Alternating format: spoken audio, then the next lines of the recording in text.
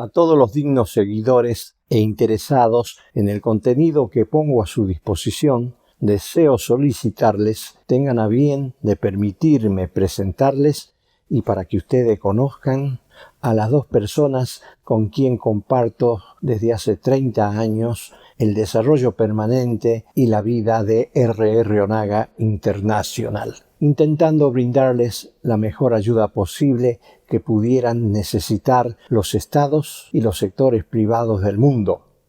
Ellos son la doctora Lidia Raquel Atlas de Onaga y el licenciado Mauricio Matías Onaga, mi hijo menor y quien va a tener en el futuro la continuidad de mi trayectoria como autodidacta desarrollista macroeconómico internacional y como desarrollista del comercio mundial en su mayor expresión.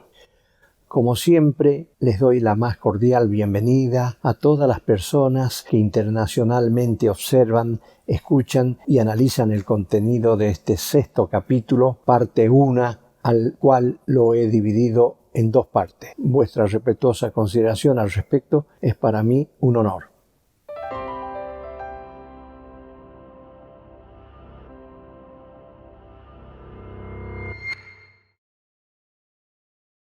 Continuando con el contenido del anterior capítulo, les explicaba que cuando se desea comenzar a participar comercialmente en cualquier mercado comercial internacional, se debe proyectar sistematizadamente el ingreso al mismo.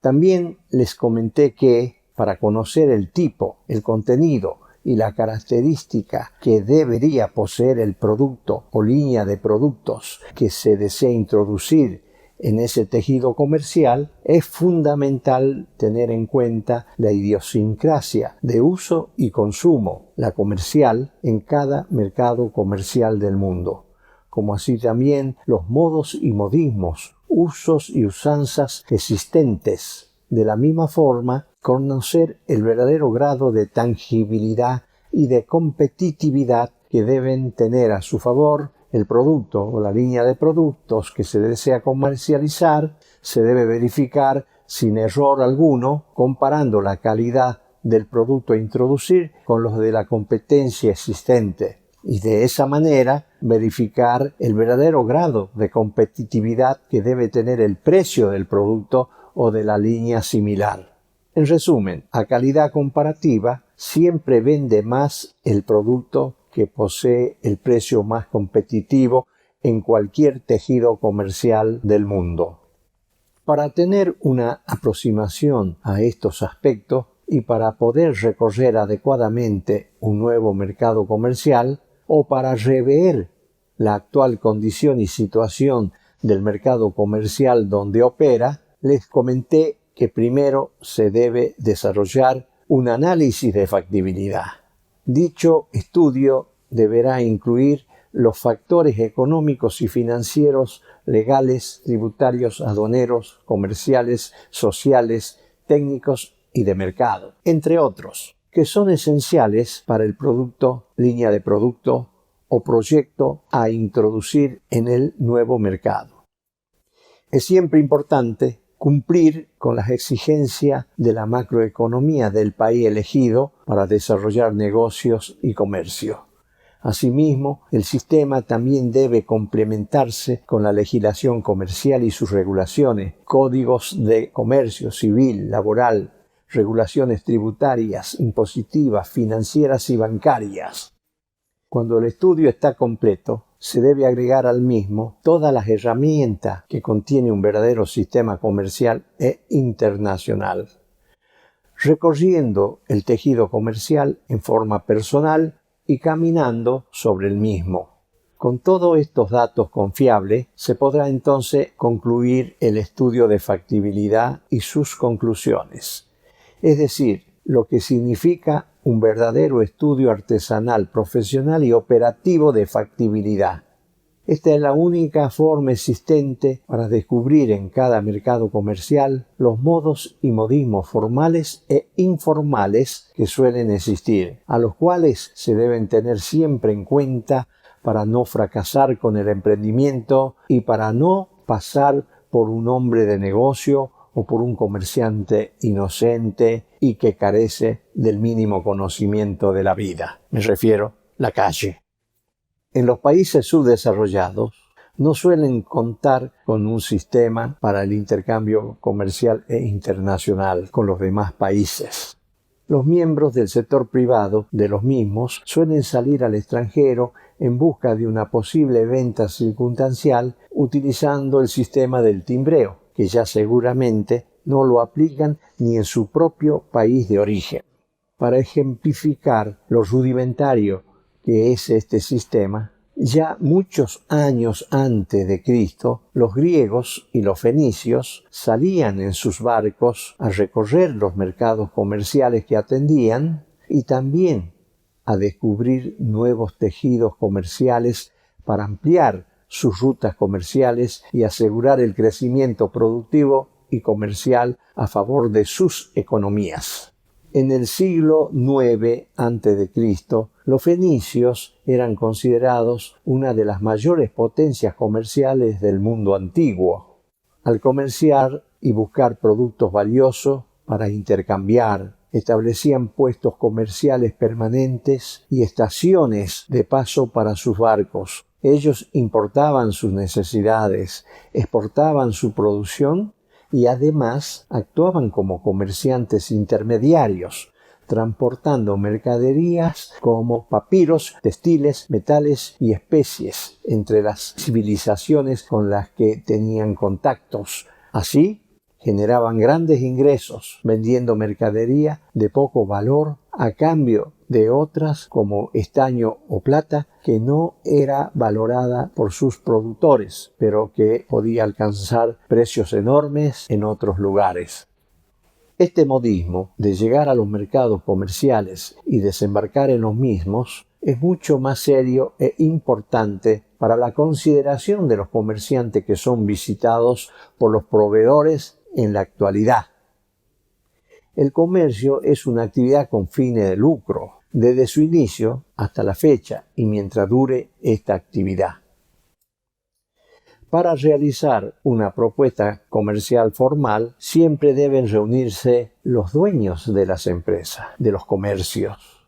Hoy son los exportadores e importadores, ya que solo ellos pueden resolver en forma expeditiva, pragmático y táctico-práctica cuando se debe concretar un negocio o no.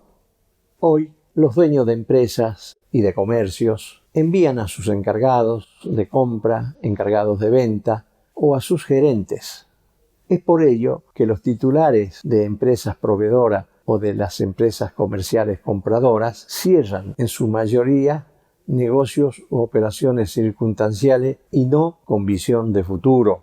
Los dueños de las empresas visitadas suelen hacer atender a estas visitas con sus jefes de compra o de venta, según el tipo de operación comercial que se trate. Los mencionados jefes de venta o de compra nunca suelen tener en su poder la última palabra, y es por ello que se pierden demasiado tiempo intentando concretar una operación comercial que nunca tiene éxito.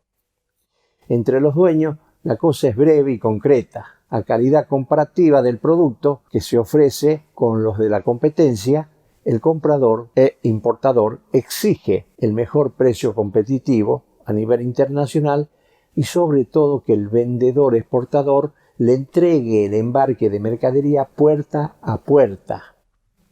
Más allá de la concreción de los negocios y posibles operaciones comerciales, la relación humana entre las organizaciones que cooperan es importante, no solo a nivel institucional, sino en cuanto a sus componentes, a sus valores y visión.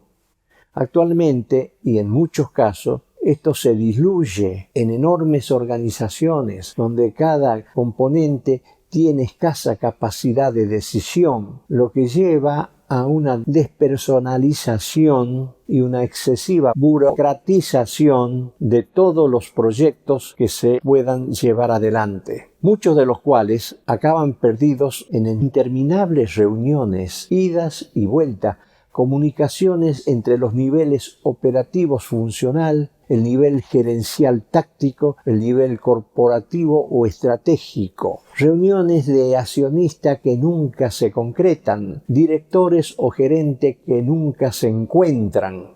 Esto se traduce en una pérdida de excelentes oportunidades por inacción, desorganización y exceso de burocracia. Y todo por la falta de disponer de un verdadero sistema de intercambio comercial internacional, cuyo contenido debe ser elaborado de manera complementaria entre los socios de la macroeconomía de cualquier país del mundo, por un lado el Estado y por el otro el sector privado.